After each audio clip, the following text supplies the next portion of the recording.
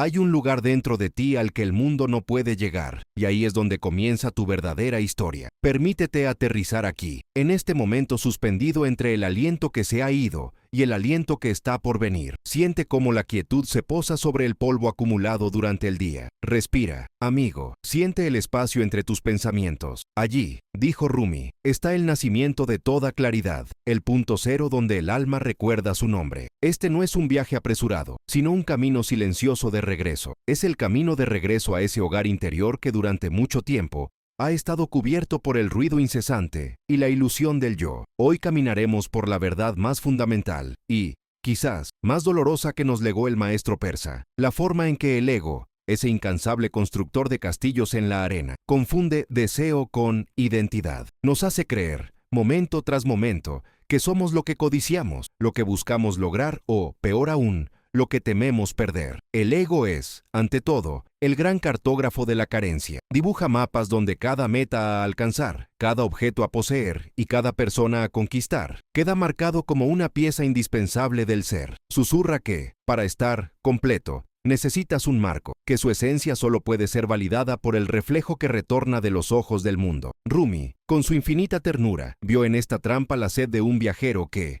en lugar de beber de la fuente, intenta embotellar el espejismo del desierto. Todo exceso nace de un alma hambrienta, pero la verdadera hambre, la única hambre que realmente importa, es la de la presencia misma. Es el hambre de reconocer que ya eres la plenitud que buscas en mil espejos rotos. Note la mecánica sutil de esta confusión. El deseo es, por naturaleza, un movimiento hacia el afuera. Es la energía que nos impulsa a llenar un vacío percibido, ya sea la búsqueda de riqueza, poder, aprobación o incluso una forma idealizada de amor. El deseo siempre opera bajo la premisa de que el ser está incompleto, que falta algo crucial para que finalmente se pueda establecer la paz. Y el ego, maestro de las relaciones públicas y de la autoconservación, toma este deseo y lo eleva al estatus de identidad. Cuando el ego se apodera del deseo, lo transforma en ¿quién soy? No soy solo una persona que quiere reconocimiento. Yo soy la lucha por el reconocimiento. No soy un espíritu que busca tranquilidad.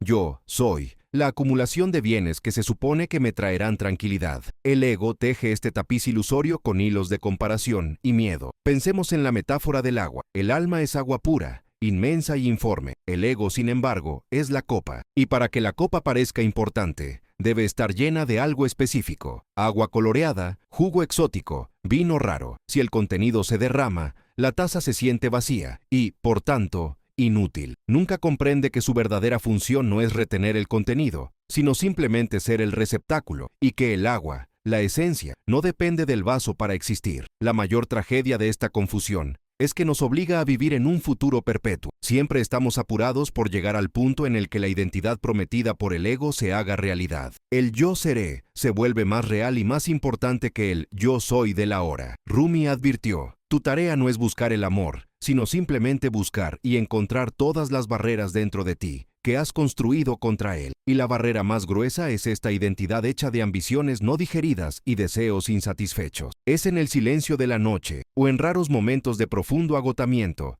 que el ego se afloja un poco y deja que se manifieste una pregunta que surge de lo más profundo del alma. Si perdiera todo lo que quería, ¿quién sería realmente? Esta pregunta es un rayo de luz en la oscuridad de la ilusión. Si estas palabras tocaron algo dentro de ti, si este camino silencioso e introspectivo resuena con tu búsqueda de conciencia, deja un me gusta y suscríbete. Aquí caminamos juntos por el mismo camino que describió Rumi, un camino que nos lleva de regreso a casa, despojados del polvo del ego. La profundidad de esta confusión entre ser y querer genera nuestro conflicto más dramático. El buscador se cansa, pero no sabe por qué. Adquiere lo que el ego le ordena, pero la satisfacción es pasajera, como un perfume que se evapora antes incluso de cerrar el frasco. ¿Por qué? Porque el deseo es un motor impulsado por la insatisfacción. Necesita carencia para justificarse. El ego no busca la paz, busca la victoria sobre la carencia. Y esta es una guerra que nunca podrá ganarse, porque tan pronto como se cumple un deseo, el ego inmediatamente encuentra un deseo mayor, o bien, se da cuenta de la fragilidad de la posesión, se da cuenta de que su verdadera identidad,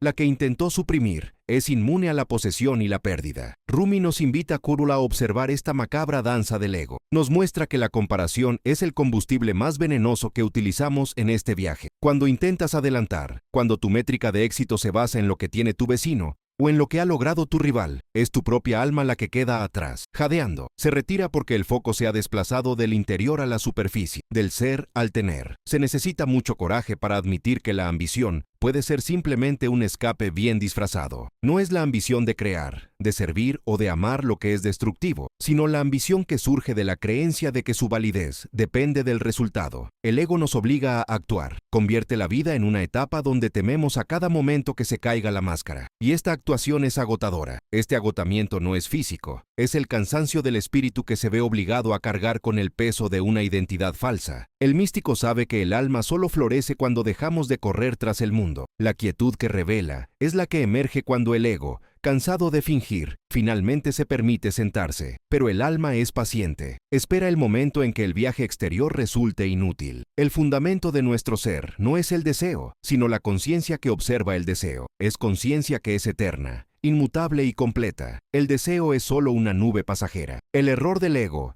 es construir su casa a la sombra de la nube y no en el vasto cielo azul que lo contiene. Se nos invita a realizar un movimiento de rendición, no en el sentido de renunciar a vivir, sino de renunciar a luchar contra nuestra propia plenitud. Debemos dejar de luchar para convertirnos en algo que ya somos. Pero hay una puerta dentro de ti que solo se abre cuando el ego se cansa, cuando el polvo finalmente se asienta. Es la puerta a la voz del alma, el susurro que sana. Y se trata de encontrar esta entrega y el secreto de esta puerta, de lo que hablaremos a continuación. El velo que el alma arroja sobre sí misma cuando intenta ver el infinito a través del ojo de una cerradura. Es la definición misma del ego en su viaje de errores. En la primera parte de esta conversación, revelamos cómo el ego, por miedo al vacío original, se apresura a llenar el espacio del ser con los objetos del deseo. Pero ahora necesitamos profundizar más, llegar a los cimientos de este desastre, comprender la arquitectura de la prisión que hemos construido con ladrillos de ambición y argamasa de comparación. El error no está en el deseo mismo. El deseo, como motor,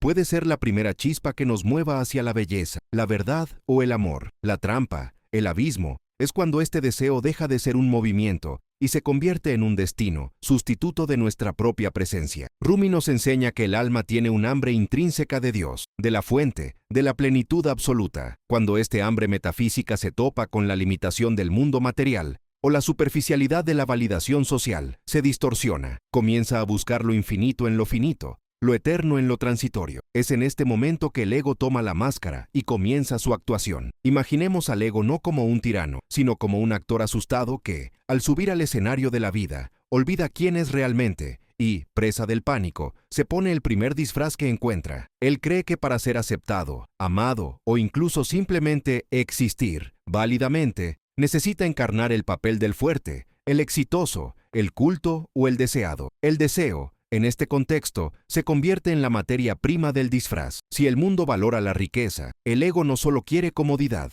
Él encarna la riqueza como su identidad. Soy rico no es una descripción de tu estado financiero, sino el intento desesperado de llenar el vacío del yo soy esencial. Si la sociedad aplaude el poder, el ego se convierte en la búsqueda incansable del control, confundiendo el deseo de influir con la identidad de ser el eje central del universo. Es una imitación agotadora, un plagio espiritual. La tragedia del ego, el dolor que nos encadena, radica en el hecho de que las identidades construidas sobre los deseos son inherentemente inestables. ¿Por qué? Porque el deseo es mudable y la posesión perecedera. Si tu identidad está anclada en tu belleza física, esta tiembla con cada ocaso del tiempo. Si está ligado a su cargo o título, se derrumba en el momento de la jubilación o pérdida. El ego, por tanto, vive en un estado de perpetua ansiedad, gastando toda la energía del alma en mantener una fachada que, en el fondo, no es real. Rumi describe esta condición como la búsqueda interminable de agua dulce en un océano salado. Bebes y bebes, y sin embargo, tu sed aumenta, porque el agua que intentas absorber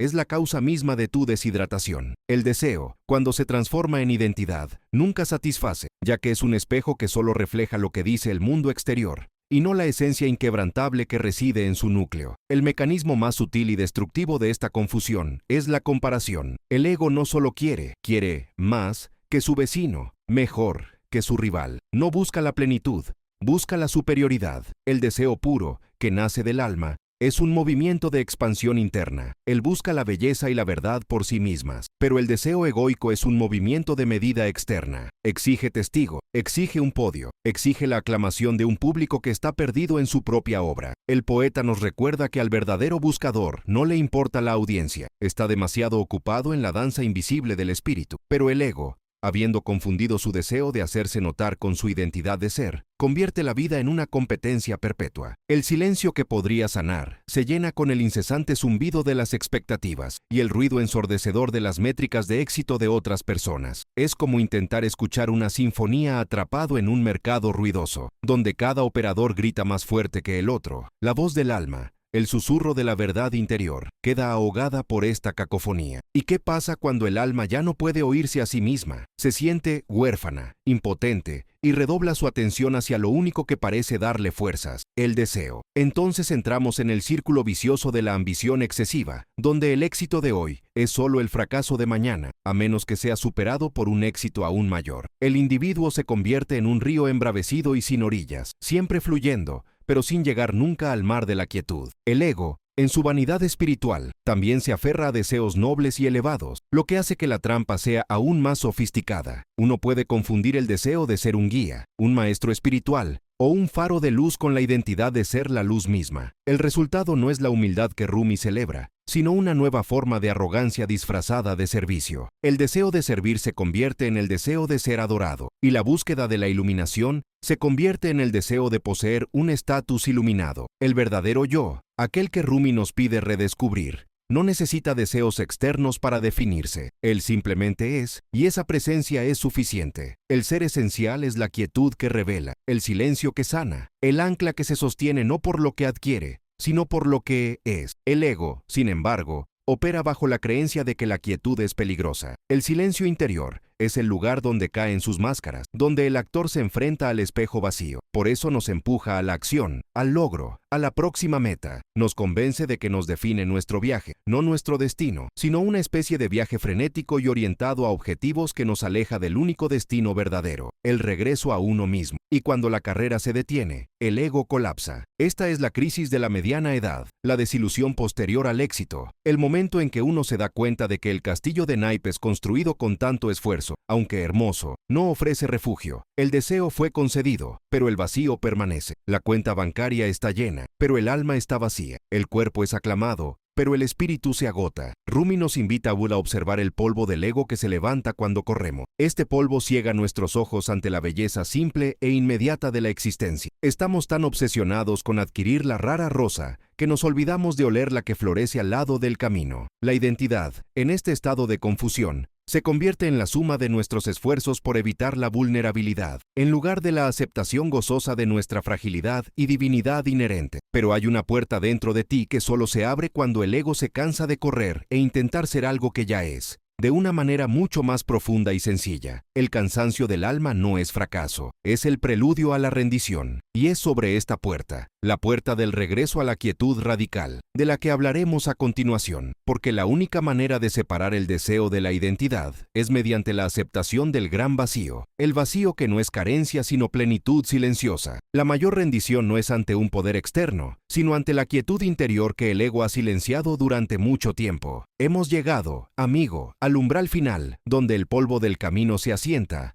y lo verdadero comienza a brillar, no como una luz que se enciende, sino como una luz que siempre ha estado ahí, solo oscurecida por nuestro incesante ajetreo. La confusión entre deseo e identidad, de la que Rumi nos enseñó a desconfiar, alcanza su clímax en un suave colapso, un necesario desmoronamiento de las falsas estructuras que el ego ha erigido a lo largo de los años. Aquí no hay ninguna explosión, solo existe el agotamiento de la carrera. El ego se cansa de mantener la máscara, de defender el castillo de naipes que llama yo, y es en este momento de sagrado cansancio, cuando el alma finalmente respira. Date cuenta de que todo esfuerzo por adquirir una identidad, ya sea a través de títulos, posesiones, aprobación o actos heroicos, es, de hecho, un esfuerzo desesperado por llenar un vacío que solo puede sanarse mediante la presencia. El ego nos convenció de que estábamos incompletos, que la felicidad siempre estaba en el próximo horizonte, en el próximo logro. Pero Rumi nos susurra que Horizon eres tú. No estás incompleto, simplemente estás distraído.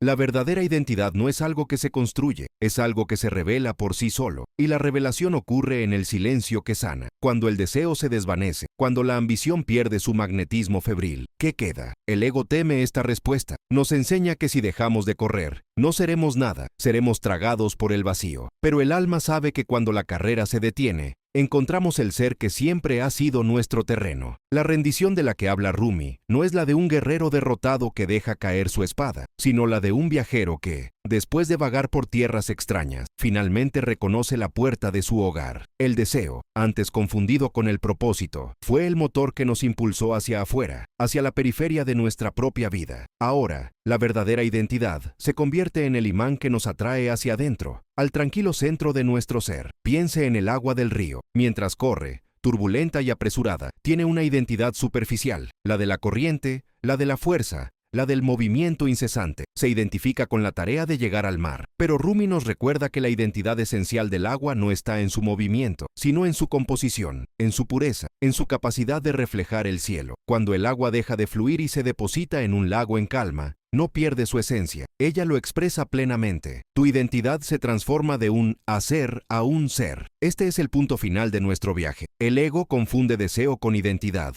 porque se identifica con hacer y tener. El alma sabe que su identidad reside en el ser. El ego es la búsqueda incesante de satisfacción del yo en el mundo exterior. El alma es la quietud radiante del yo soy en el mundo interior. El camino de regreso a uno mismo, la danza invisible del espíritu, es el acto de invertir la mirada, de dejar de medir el valor de nuestro ser por el tamaño de nuestros logros o la intensidad de nuestros deseos. Rumi nos enseña que la cura para la confusión es la unificación. Tauhid es el momento en que la gota deja de intentar ser océano y finalmente se da cuenta de que es el océano, manifestado de forma individual y temporal. Cuando cesas la búsqueda frenética de ser alguien especial o diferente a través del deseo, te fusionas con la inmensidad de la conciencia, y en esta inmensidad brilla sin esfuerzo toda su singularidad. Tu identidad ya no es una construcción frágil que necesita ser defendida, ella es una emanación. El mayor temor del ego es la transparencia. Teme que si no está constantemente lleno de ambiciones o preocupaciones, desaparecerá. Y efectivamente, la sombra del ego desaparece a la luz de la claridad. Pero lo que surge no es el vacío, es plenitud. Cuando nos identificamos con el deseo, vivimos bajo el látigo de la insatisfacción crónica. Cada deseo cumplido genera 10 nuevos, creando un ciclo perpetuo de esclavitud sutil. Lo que querías ayer ya no es suficiente hoy, porque la identidad basada en el deseo necesita combustible constante para sentirse viva. Pero quien vuelve en sí mismo, nunca vuelve vacío. El alma florece cuando dejamos de perseguir al mundo y comenzamos a dejar que el mundo nos alcance. Rumi nos invita a ser el jardín, en lugar de ser el jardinero que se agota intentando controlar cada pétalo. El jardín del alma, alimentado por el silencio, produce sus frutos más dulces y genuinos, sin necesidad de ostentación. ¿Qué es entonces la identidad?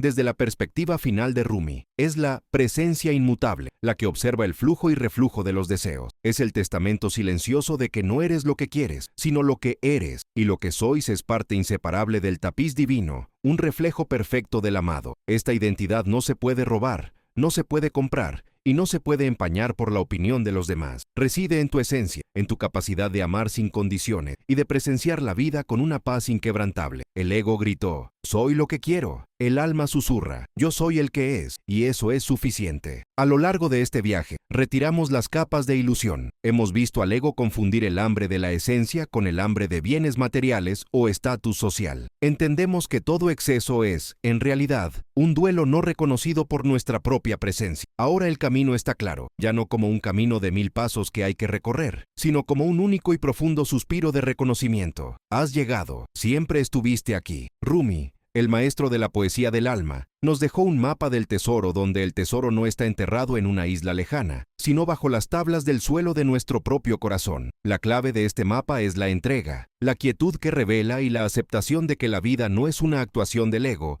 sino una oración continua del alma. Y con eso, la confusión se disuelve. El deseo recupera el lugar que le corresponde, se convierte en una fuerza creativa e inspiradora al servicio de la identidad, en lugar de ser la identidad misma. Quizás desees lograr grandes cosas en el mundo, pero ese deseo ahora nace de la plenitud.